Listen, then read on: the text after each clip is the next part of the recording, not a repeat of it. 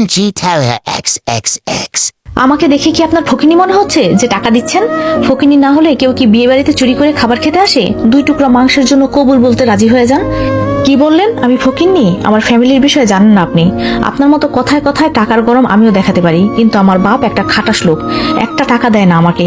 আর আমি আপনাকে বিয়ে করতে পারবো না, দ্যাটস ইট। নিহান বুঝতে পারে এই মেয়ে জেদি, টাকা দিয়ে মানবে না, তাই কি করতে হবে সেটাও নিহান ভালো করে জানে। নিহান বলে ওকে, সমস্যা নাই, আপনি যখন বিয়ে করতে রাজি নন তখন আর কি করার, চলে যান। বাহ, এত তাড়াতাড়ি রাজি হয়ে গেলেন, খুব ভালো।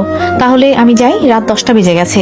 ওই গার্ডটা খুব রাগী, দেরি হয়ে গেলে কান ধরে দাঁড়া করিয়ে রাখে। যাবেন তো? অবশ্যই যাবেন, তবে মেসে না, বরং জেলে। জেলে মানে? আমি কেন জেলে যাব? বিয়ে বাড়িতে বিনা অনুমতিতে ঢুকে খাওয়ার অপরাধে, বিয়ের কনেকে পালাতে সাহায্য করার অপরাধে, আর কনের গয়না নিয়ে পালিয়ে যাওয়ার অপরাধে আপনাকে জেলে যেতে হবে। কিন্তু আমি এসব করি নাই। হ্যাঁ, সেটা আপনি জানেন আর আমি, কিন্তু পুলিশ সেটা জানে না। সো জেলে যাওয়ার জন্য রেডি থাকেন। আর কি বললেন আপনার বড়লোক বাবা? তাকে বলবেন জেল থেকে ছাড়িয়ে নিয়ে আসতে। মিহি তার বাবার কথা মনে করে, তার বাবা জেল থেকে ছাড়িয়ে আনবে সেটা অসম্ভব। মিহিকে মেরে ফেলবে এখন। সে কি করবে বুঝতে পারছে না, কিন্তু জেল হয়ে গেলেও এই খাটাস লোককে সে বিয়ে করবে না। মিহি বলে, আপনি যা ইচ্ছা করতে পারেন, কিন্তু আমি আপনাকে বিয়ে করব না, দ্যাটস ইট। নিহান বুঝতে পারে এই মেয়ে শুধু জেদি না, তেরাও আছে, তাই সে দরজা খুলে তার বডিগার্ডদের খবর দেয়। ঝড়ের বেগে বডিগার্ড চলে আসে, নিহানের ইশারায় মিহির মুখ বেঁধে ফেলে আর ওকে বিয়ের আসরে যেতে বলে। নিহান এবার বাড়ির সবার সাথে এই বিষয়ে কথা বলতে যায়। বাড়ির সবাই অপেক্ষা করতে থাকে, কিন্তু হানিয়া বেগম কিছু বুঝতে পারছে না নিহান কি করতে চলেছে, তাই উনি নিজের স্বামীকে ফোন করেছেন। নিহান রুমে এসে দরজা টোকা দেয় আর বলে, সবাই এখানে আছো? তোমাদের সাথে আমার একটা জরুরি কথা আছে। হানিয়া বেগম নিহানকে দেখে ওর কাছে যায়, কিন্তু ছেলের মাথায় কি চলছে সেটা উনি বুঝতে পারেন না। হানিয়া বেগম বলেন, নিহান কোথায় ছিলে তুমি? আর ওই চোর মেয়েটার সাথে কি কথা বললে? টেনশন করো না মা, আমি ঠিক আছি, ওই মেয়েও ঠিক আছে। নিহানের ফুপি জাকিয়া বেগম আর তার সন্তান জায়ানকে নিয়ে এই পরিবারেই থাকেন। আসলে ওনার স্বামী কোনো কাজের না, তার শ্বশুর বাড়িতে থাকেন আর এখানে একটা হাসপাতালে সামান্য কাজ করে থাকেন। জাকিয়া বেগম বলেন, এখন সমস্যা যা হয়েছে তার কি সমাধান হবে নিহান? আগে থেকেই জানতাম নিয়ে এমন একটা কাজ করবে। কত করে বলেছি মেয়ে মানুষকে এত বাইরে ঘুরতে দিও না, কিন্তু শুনলো না তো আমার কথা।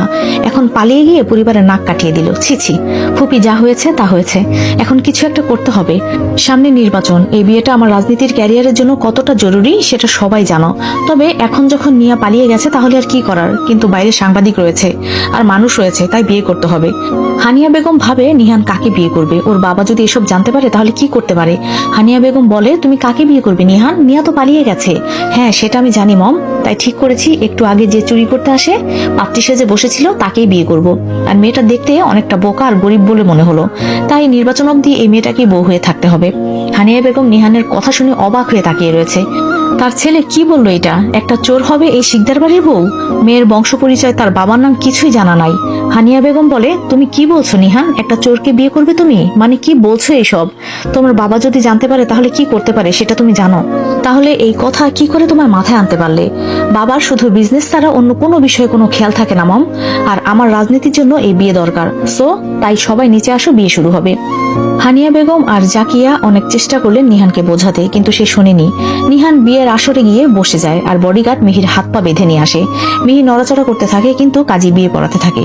কাজী যখন মিহিকে কবুল বলতে বলে তখন ওর মুখের বাঁধন খোলা হয়। মিহি বলে, আমি এই বিয়ে করতে চাই না, করবো না বিয়ে।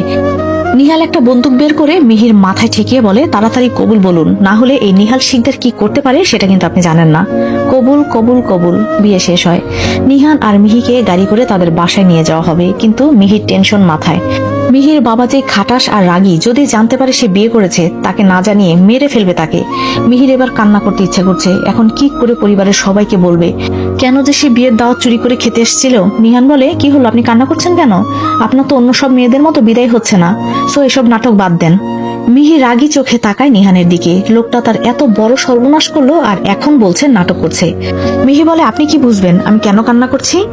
আমার বাপ যে খাটাস লোক, ওনাকে না বলে বিয়ে করেছি, জানি না কি করবে আমাকে।